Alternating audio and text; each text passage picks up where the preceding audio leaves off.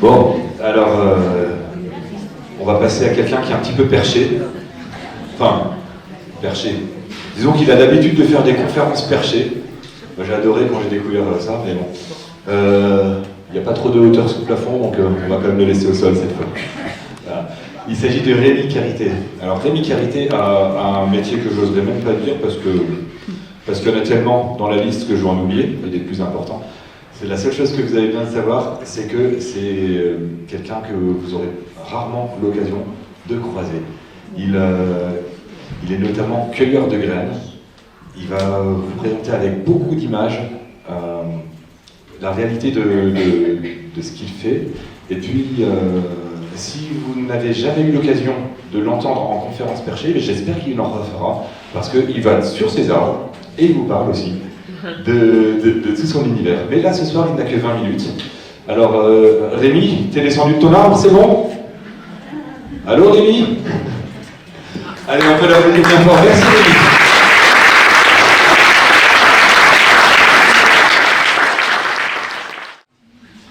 Bonsoir. Donc, c'est une histoire qui commence en 1981. Parce que cette année-là, j'étais étudiant à l'école des Beaux-Arts et je suis parti avec 2 amis à la fin de l'été vers les Pyrénées pour récolter des côtes de sapin dans une ancienne forêt royale, la forêt domaniale des Fanges. Une forêt qui avait été plantée par Colbert pour faire des mâts pour les vaisseaux de la marine du roi Louis XIV. Alors l'objectif, c'était de collecter les graines, et pour ça, il fallait grimper des sapins de 30 mètres. Parce que c'est tout en haut qu'on trouve les cônes, les fruits qui contiennent les graines. Donc pour nous, c'était un job saisonnier. C'était suffisamment original et dangereux pour qu'on puisse trouver de l'intérêt. Ça avait une utilité parce qu'on travaillait pour le reboisement. Donc voilà. Et puis moi j'ai de la forêt depuis l'enfance, donc c'est un métier qui me plaisait. Et puis en plus c'était bien payé. C'était payé en proportion des risques qu'on prend pendant l'escalade. C'est un peu le salaire de la peur. Voilà, moi je suis né en bas de cette courbe, dans la décennie 50. Alors cette année-là, on s'est vraiment bien amusé dans cette forêt des Forges. Et c'est pourquoi l'année suivante, je suis reparti avec les mêmes amis pour une nouvelle saison. Et cette fois, ça a commencé en été, en Franche-Comté, dans les Meurises. Alors autant dans les sapins, on était dans la résine, et autant dans les cerises sauvages, on était dans le sucre. Et après, il y aurait la résine de Douglas, avec son parfum de citronnelle.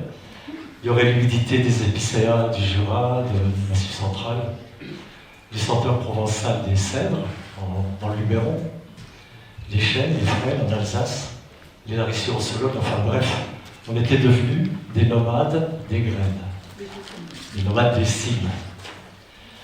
Alors en France, on a une grande diversité de forêts, par les essences qui y poussent naturellement, par la nature des sols, l'altitude, le climat de la région.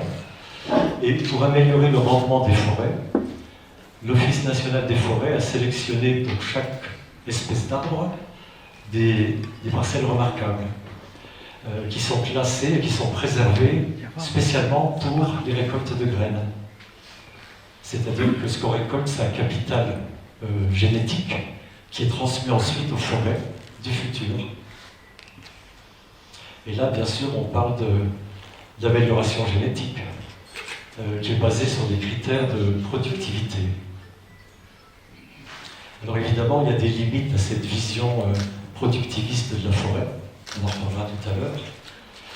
Mais la valeur de ces arbres classés pour les récoltes, ça explique pourquoi on ne peut pas récolter sur des arbres qui ont été coupés par les bûcherons. Et c'est pour ça qu'on doit aller chercher les graines là où ils se trouvent, c'est-à-dire tout en haut des arbres. Alors la récolte est supervisée par un garde forestier qui vient contrôler le chargement et qui met les plombs de l'État. C'est des scellés pour le transport. Et puis ça part vers une sécherie où elles seront traitées, extraites.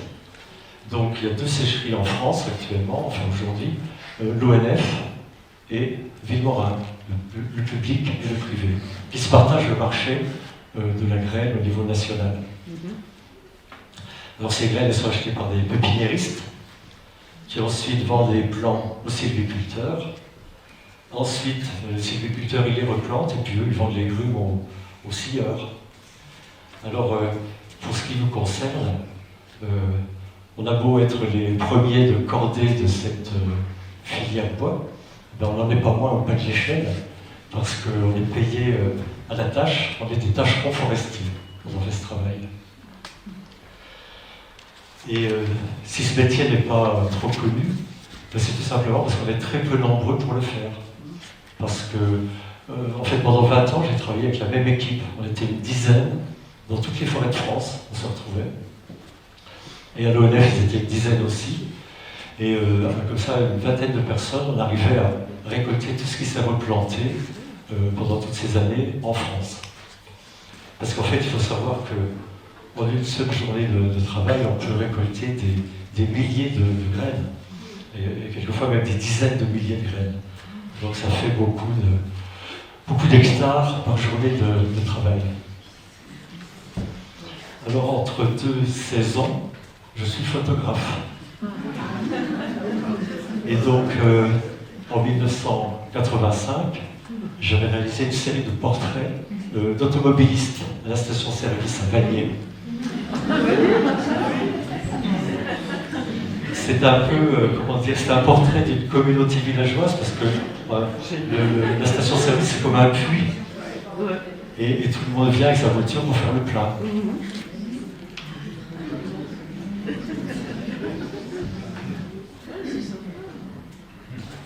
Et puis quelques années plus tard, j'étais parti en Casamance, au Sénégal. Je me suis installé dans un village, dans la forêt de Casamance, où j'ai passé 8 mois. Et là, j'ai installé un studio et j'ai fait des portraits de mes voisins. Donc, comme à Vanier, c'était mes voisins, et dans ce village, c'était aussi mes voisins. Et je photographiais des objets du quotidien qui sont tous fabriqués à partir de ressources locales, végétales, laitières, etc. Et c'était vraiment pour moi un séjour fondateur parce que ça m'a permis de découvrir un mode de vie bien basé sur les ressources de l'environnement immédiat.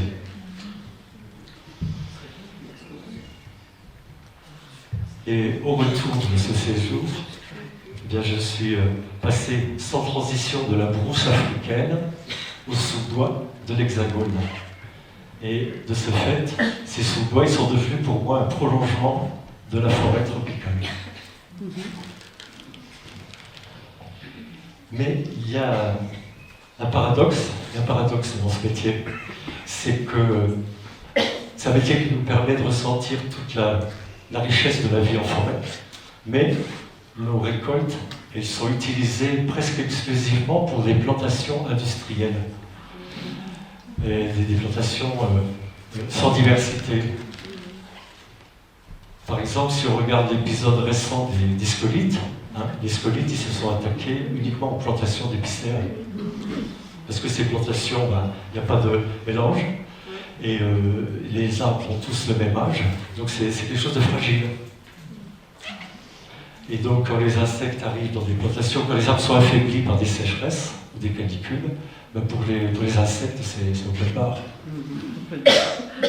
Donc, d'une certaine manière, c'est comme si toutes les graines d'épicéas que j'avais récoltées, s'étaient évaluées, évaporées avec cette crise des scolytes.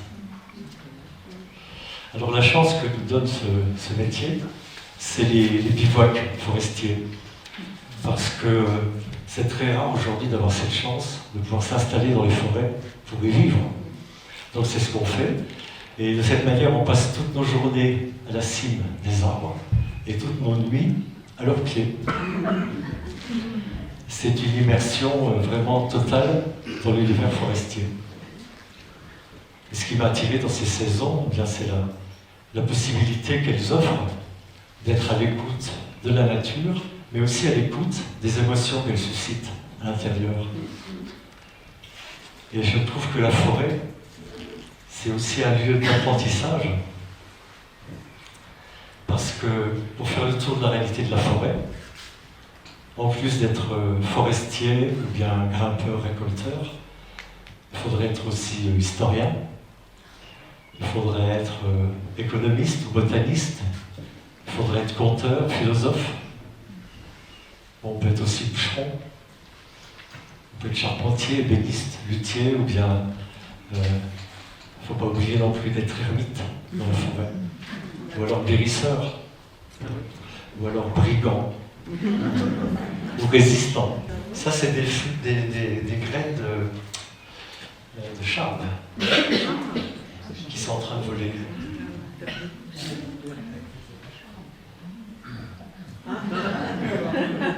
Ça, c'est la manière de s'imprégner. C'est un pain de charme. C'est un énorme charme.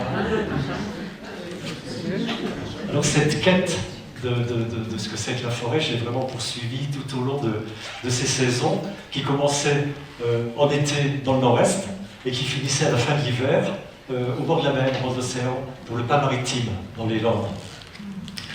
Et tout ça en compagnie des mêmes vieux potes de la forêt, parce que c'était toujours la même équipe. Alors, assez vite, j'avais constaté que je revenais en pleine forme de ces récoltes. Alors au début, j'ai pensé que c'était dû au côté sportif de la chose, puis aussi au côté rémunérateur. Et puis, finalement, petit à petit, j'ai compris que c'était dû au milieu forestier lui-même. Alors je ne sais pas expliquer pourquoi, mais plus une forêt naturelle et ancienne, gérée avec un mélange d'espèces, où il y a des âges différents, si possible avec des vieux arbres, eh bien, cette forêt, elle éveille vraiment, elle peut éveiller en nous une forme d'énergie qui est absolument surprenante et que je vous souhaite de connaître un jour parce que c'est quelque chose de très particulier. Mais c'est rare. Alors pour partager les émotions de la forêt, j'ai écrit un petit livre qui s'appelle « Les vertiges de la forêt ». Et avec un sous-titre. Le sous-titre, c'est « Petite déclaration d'amour aux mousses, aux fougères et aux arbres ». Alors pourquoi une déclaration d'amour ? Je crois qu'en fait, une déclaration d'amour, c'est une forme d'engagement. Et c'est un manifeste. Et puis, par cette activité, la forêt, c'est un lieu où je me régénère. Je me sens vivant. Et puis, je suis amené à me dépasser. Donc, cette petite déclaration d'amour, en fait, c'est une forme de reconnaissance et d'admiration. Parce que quand on escalade un arbre, tout le corps est impliqué. C'est-à-dire qu'on grimpe en 3 dimensions. Et cette gymnastique un petit peu inhabituelle, qui n'est pas très bien illustrée, parce que là, sur les photos, c'est le moment avec les échelles qui permet de rejoindre les premières branches. Mais quand on est dans les premières branches, dans l'arbre lui-même, on est obligé de faire des gestes pas communs. Et je pense que cette gymnastique, elle réveille des tissus et des circuits de neurones fossilisés dans notre cerveau, c'est ma théorie. Et du coup, c'est comme si ça réveillait une sorte de mémoire archaïque. Et cette mémoire, elle fait que, quand je suis dans un arbre, je me sens chez moi. Je suis parfaitement à l'aise. J'ai vraiment l'impression d'être dans mon élément. Alors on dit que l'homme descend du singe. Alors moi je dis en fait l'homme descend de l'arbre. Et surtout je crois qu'il gagnerait à y monter. Parce que c'est un peu comme un chemin de retour à quelque chose qu'on a oublié, une part de nous-mêmes, lorsque nous étions encore vraiment partie prenante de la nature, et pas seulement, comme trop souvent, des touristes ou des avatars de nous-mêmes. Alors bien sûr, je tiens à ces propos un peu radicaux parce que toutes ces saisons de récolte à la cime des arbres, eh bien, elles m'ont donné de m'engager en entier, c'est-à-dire physiquement, mais aussi émotionnellement, dans la forêt, dans l'univers sylvestre. Et on peut vite redevenir sauvage quand on passe tout son temps au cœur des forêts, caché dans les cimes. Et c'est vraiment ce que nous voulons tous avec mes collègues, en fait, c'est-à-dire nous dépouiller du vernis de l'homme civilisé, c'est pas le mot, technologique, et vivre les émotions les plus simples possibles, la peur, le rire, la camaraderie, la fatigue, l'ivresse, et par-dessus tout la liberté. Ce que nous voulons, en fait, c'est habiter en forêt jusqu'à être habité par la forêt. Et nous voulons mettre le monde en quarantaine pour jouir de ces journées où ne compte que l'effort et le butin. Ce butin qu'on croit arraché aux arbres, mais peut-être c'est eux qui nous le confient.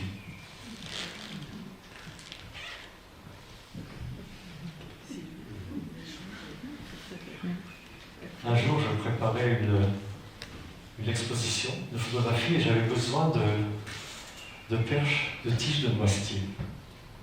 Alors j'étais là, dans la forêt, au milieu d'un bosquet, je me battais avec ma scie, je me griffais, bon voilà. Et puis, là j'ai compris qu'il y avait quelque chose qui me reliait toujours aux habitants du village de l'Afrique. Et cette chose, eh bien, c'était la sueur. Parce que la sueur est l'effort nécessaire quand on travaille pour extraire quelque chose de son environnement, pour extraire une ressource de la forêt.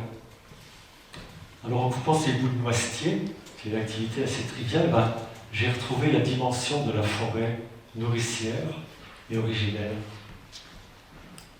Et maintenant je vois les forêts comme une porte d'entrée vers un espace universel, quelque chose qui abrite un peu de notre humanité. Quelque chose qui est aussi un mystère. Un mystère dont l'écrivain Jacques Brosse nous donne une clé, avec un petit texte qui s'appelle « Le toucher ». Le regard ne suffit pas.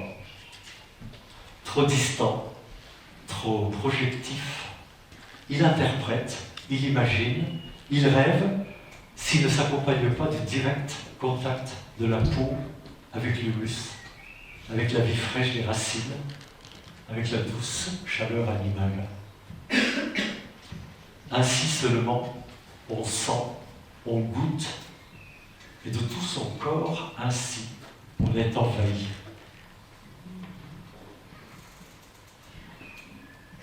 Depuis quelques années, je présente des conférences dans la forêt. Alors comme aujourd'hui je parle de mon métier, et pour joindre le geste à la parole, j'escalade un arbre, un sapin par exemple. Alors c'est comme ça que je suis devenu un conférencier perché. Alors j'ai un micro sans fil pour garder le contact avec le public, qui lui est assis ou est allongé dans la mousse.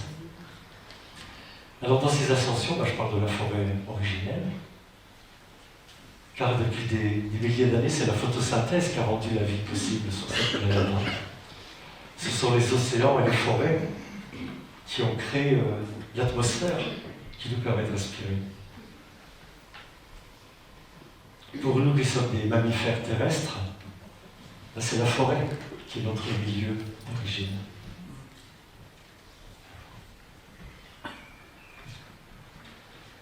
Il y a d'ailleurs une ressemblance étonnante entre la chlorophylle des plantes et l'hémoglobine de notre sang.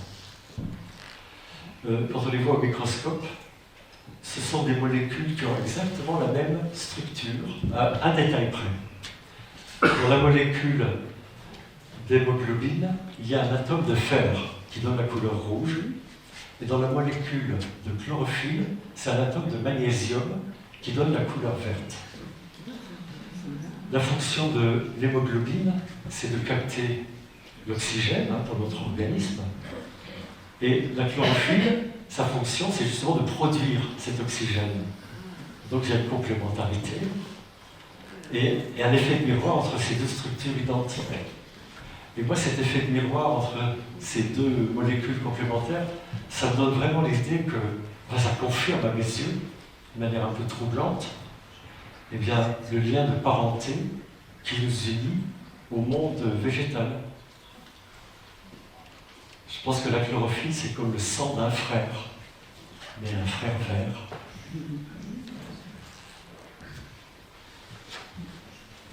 Alors tout à l'heure, vous avez vu les visages de mes voisins dans ce village de la forêt de Casamance, en Afrique de l'Ouest. En vivant dans cette communauté, je participais à des cérémonies animistes, des cérémonies traditionnelles, avec des rituels et des offrandes pour fêter la pluie et les récoltes. En fait, dans ce village, mais sans le savoir, j'étais baigné dans une dimension de la nature qui relève du sacré. ce que j'ai ressenti alors, c'est que, aux yeux de cette communauté humaine, chaque chose est habitée par une essence vitale, un principe invisible mais agissant, un principe qui est garant d'un équilibre du monde. On trouve aussi une forme d'animisme au Japon. Donc l'animisme, pour moi, c'est la présence du sacré dans la nature. Les Japonais, ils ceinturent des rochers ou des arbres avec un cordage qui s'appelle Shimenawa. Et ce cordage de riz, de paille de riz, eh bien, délimite un territoire sacré où réside un kami. Un kami, c'est comme un ange gardien du lieu. Alors je ne sais pas si ça vous arrive quelquefois, mais je trouve que dans la forêt vosgienne, on peut découvrir des petits paysages cachés qui ont vraiment la perfection d'un jardin japonais. Et ça, c'est des jardins qui s'élaborent d'eux-mêmes, sans jardinier. Ou alors s'il y avait un jardinier, ça serait le temps et la discrétion. Et dans ces jardins, je m'installerais volontiers si j'étais moi-même un kami ou un sauterelle. Cette pensée animiste, on la retrouve dans presque toutes les régions du monde. Mais au-delà de l'aspect folklorique, la pensée animiste, c'est pour moi une source d'inspiration parce qu'elle exprime vraiment l'idée d'une interdépendance entre nous et le monde vivant. Par des rituels et par son respect, l'animiste, il célèbre son environnement quotidien. Et par son intention et par sa gratitude, eh bien, il enrichit ce monde. Pour un animiste, comme pour un graveur d'arbre, je pense que le corps et les intuitions sont vraiment les premiers outils des connaissances du monde. Et c'est une connaissance qui relève de l'appartenance, de l'humilité et de l'engagement. Cette prise de conscience du respect qui est dû à nos racines, végétales, animales, humaines, je crois que c'est ce que nous pouvons offrir de mieux à cette terre qui nous nourrit et à cette forêt qui nous protège. Je vous remercie.